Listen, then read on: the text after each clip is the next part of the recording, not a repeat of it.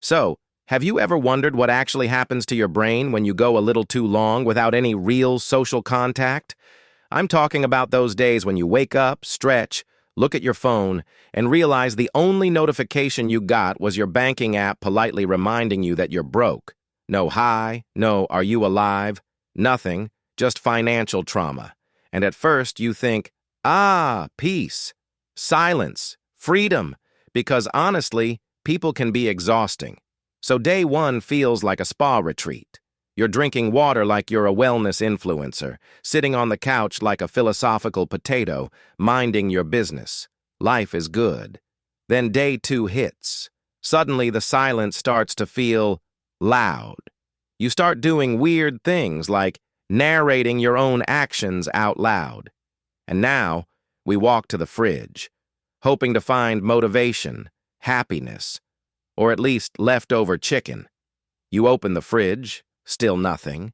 Now your brain is like, okay, since no human is talking to us, let's create our own entertainment. And that's when the inner monologue becomes a whole cast of characters. You've got dramatic you, who gasps at everything.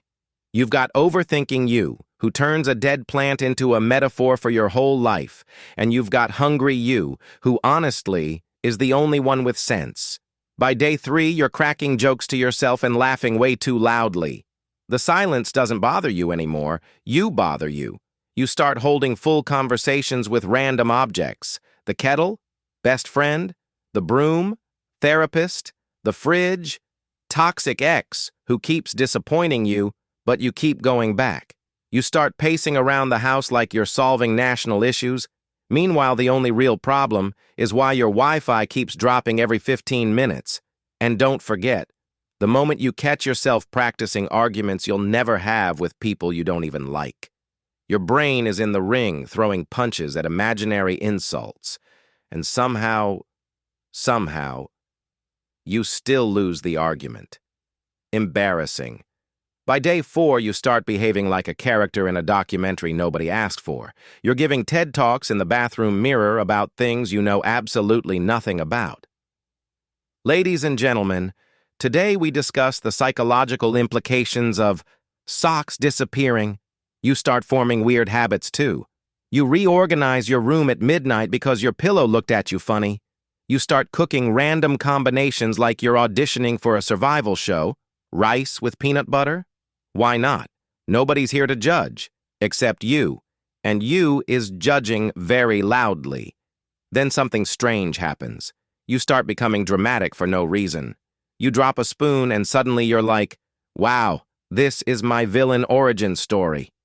You sit down to relax, but your brain brings up every embarrassing moment you've had since 2007. You think you're fine, but the moment you hear a WhatsApp notification, just one, you sprint like you're in the Olympics, only to find it's your network provider sending you a promotion for data you can't afford. By day five, the situation becomes spiritual. You start questioning life, your existence, why eyebrows grow the way they do, why you keep buying vegetables knowing they'll die in the fridge. You start having deep conversations with yourself like, do we really need human interaction? Or do we just need sleep? You sit outside staring at birds like you're waiting for them to give you advice. Suddenly everything feels symbolic. The wind blows and you're like, yes, the universe is speaking. But then, when you're at your loneliest, quietest, weirdest peak, something funny hits you. You realize your brain doesn't actually hate silence. It just gets creative, dramatically creative. It starts generating its own entertainment, making you laugh, stress, overthink, reflect, cry, laugh, daydream, all in one sitting. It's like, since we're alone, let's create chaos. But maybe that chaos is just your mind trying to reboot, declutter, and remind you that you're still human, even if you're currently bonding with your toothbrush. So yeah, maybe being alone for a bit isn't the enemy. Maybe it's your brain's dramatic way of saying, hey, bestie, let's reset. Just don't take it too far. Otherwise, you'll end up emotionally attached to your toaster, fighting imaginary battles, and giving Oscar-winning speeches to your shampoo bottle. Balance, my friend. Balance.